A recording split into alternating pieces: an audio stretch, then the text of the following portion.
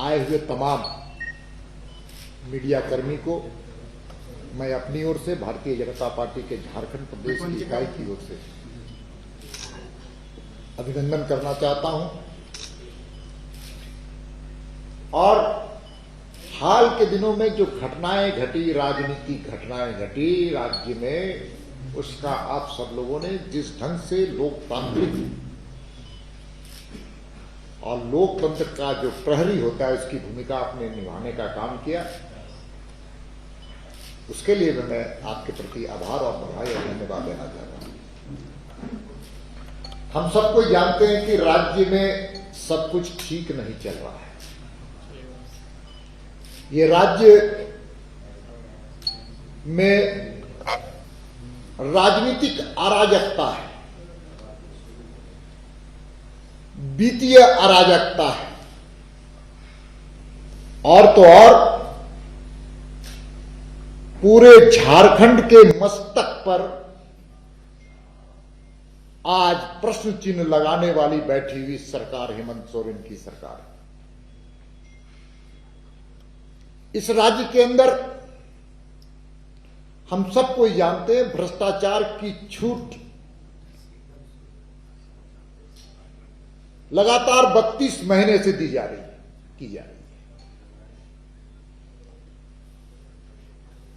भ्रष्टाचार के काले कारनामों का इतिहास रचने वाली सरकार का नाम है हेमंत सोरेन की सरकार।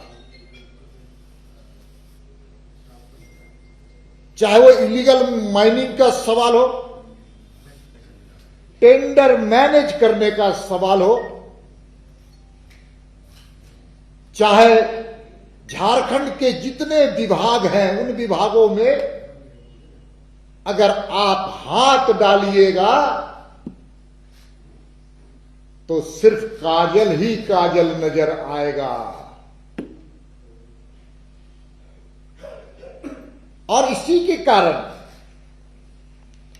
जो सत्ता में रसूख रखने वाले लोग थे, चाहे वो प्रशासनिक पदाधिकारी हो, चाहे सत्ता के दलाल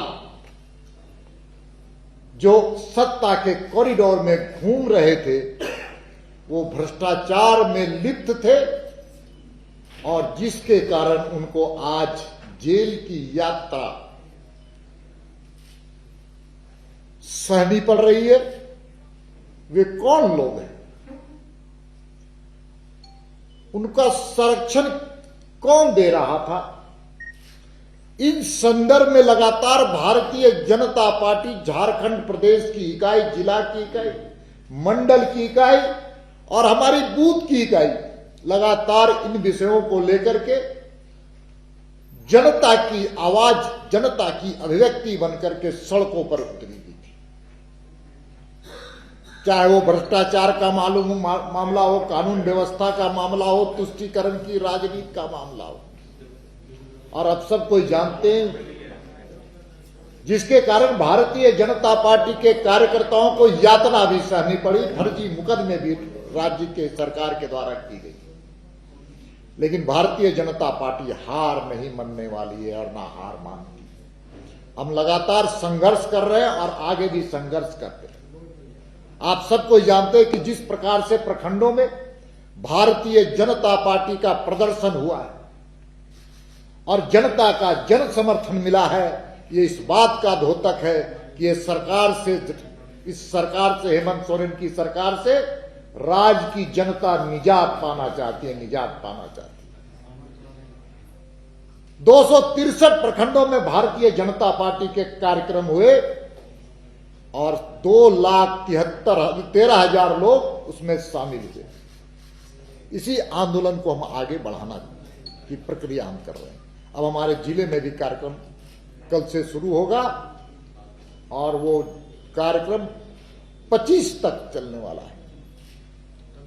दोस्तों, हम सबको जानते हैं कि ईडी के द्वारा राज्य सरकार के सम्मानित मुख्यमंत्री को समन दिया गया था और भारतीय जनता पार्टी की मान्यता है कानून का सम्मान सबको करना चाहिए, लोकतांत्रिक संस्थाओं का सम्मान करना चाहिए, न्यायालय का सम्मान करना चाहिए। लेकिन जिस प्रकार से सत्ताधारी दल, चाहे वो झारखंड मुक्ति मोर्चा हो, कांग्रेस हो और आरजेडी के नेताओं ने जिस प्रकार से राजनीतिक नौटंकीबाजी करने का काम किया और ऐसा जनता के सामने अपने आप को पेश करने का काम किया जैसे लगता था कि देश की आजादी की लड़ाई लड़ करके वो आ रहे हैं।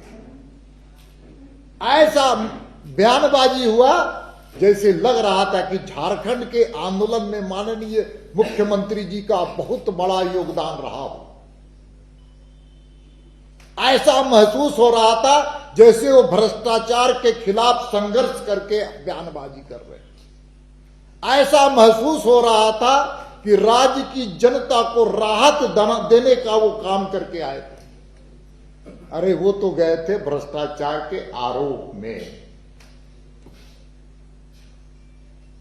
बड़ा दुखद बात।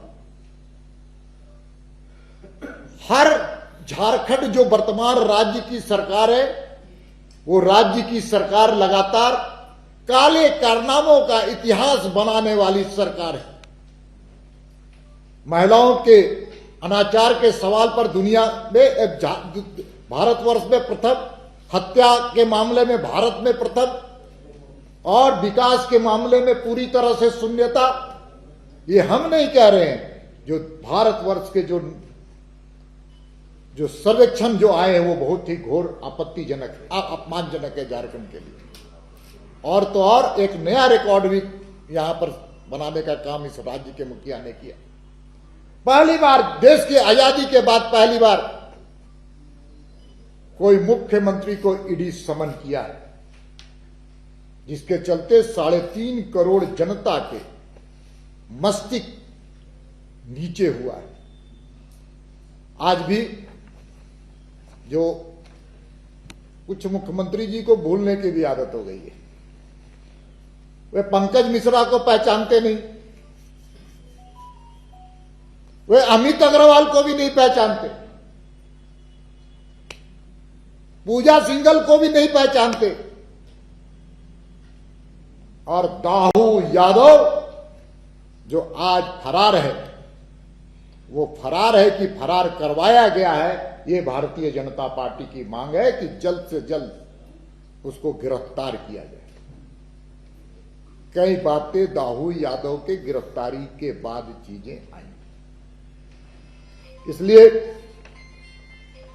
आज मैं यही कहना चाहता हूं कि नगर निगम के चुनाव की घोषणा हुई है और नगर निगम के चुनाव की घोषणा होने वाली है,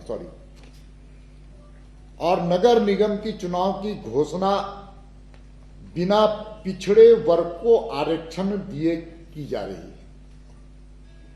राज्य की सरकार एक तरफ पिछड़ों का मसीहा बनने का प्रयास करती है, तो दूसरे तरफ से नगर निगम में पिछड़ों के अधिकारों से वंचित करते हुए चुनाव की घोषणा करने जा रही है।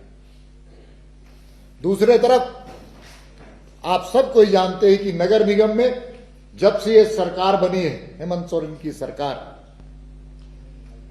तब से होल्डिंग टैक्स में इजाफा हुआ है।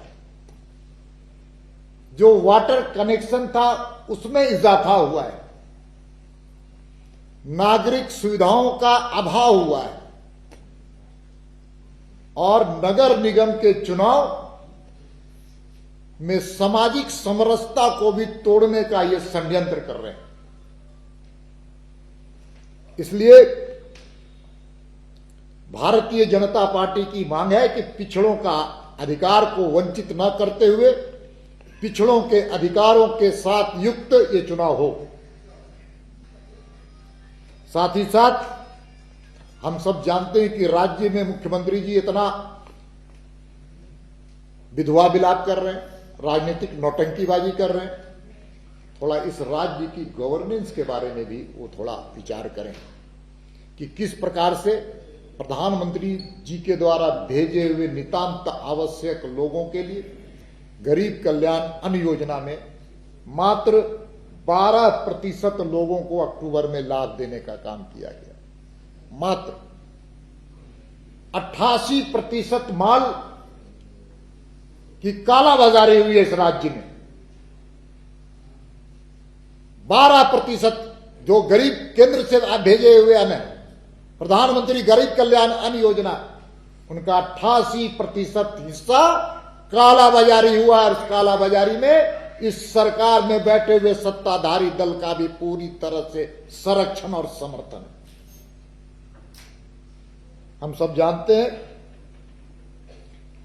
कि प्रधानमंत्री आयुष्मान योजना पूरे भारतवर्ष में सबसे बेहतर और गरीबों के स्वास्थ्य बेहतर करने के लिए ये योजना लाई गई थी, लेकिन यहां की सरकार ने इस योजना का नाम बदल देने का काम किया और मुख्यमंत्री आयुष्मान योजना बदल करके मुख्यमंत्री आयुष्मान योजना करने का काम किया।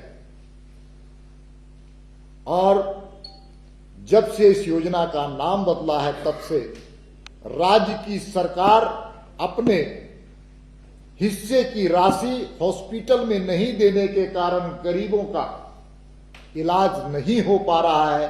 इसके दोषी कौन है, ये मुख्यमंत्री जी बताना चाहिए। हम इसी प्रकार से कह सकते हैं कि बिजली की हालत पूरे प्रदेश में पूरी तरह से चरमराई हुई है। झारखंड की राजधानी रांची में मात्र 12 घंटे तक बिजली मिल पा रही है। बहरागोड़ा, साहेबगंज, राजमहल, संथाल परगना के कई हिस्से पर आज भी बिजली मात्र 2 से 3 घंटे मिल रही है। इसलिए मुख्यमंत्री जी, आप जो राजनीतिक नौटंकी कर रहे हैं, उससे बेहतर है कि आप जनता के हितों का ध्यान रखते हुए बिजली कैसे बेहतर हो, अनाज कैसे पहुंचे, आयुष्मान योजना कैसे ठीक हो, इस पर विचार करना चाहिए। उसी प्रकार से रिम्स के बारे में आप सब जानते हैं, सबसे अच्छा मॉडल हॉस्पिटल बनाने की कल्पना हमारी रही है। आरएमसीएस से रिम्स करने की योजना इसी तहत थी। 400 करोड़ रुपया उसमें खर्च होता है। आज क्या स्थिति, हाईकोर्ट की टिप्पणी आ रही है। और यहां पर जो स्वास्थ्य मंत्री हैं, क्या कर रहे हैं, मुख्यमंत्री जी क्या कर रहे हैं, हेल्थ सेक्रेटरी क्या कर रहे हैं। ये पूरी तरह से पूरी राज्य में चरमराई हुई व्यवस्था है। हम सबको जानते हैं कि बिजली के अभाव में भी धनबाद में एक पेशेंट को टॉर्च से उसकी सर्जरी हुई। इस तरह से हम देखते हैं कि पूरी तरह से आदिवासी और पिछड़े समाज की और दलित समाज की चिंता व्यक्त करने वाली सरकार वास्तविकता में इसके अलग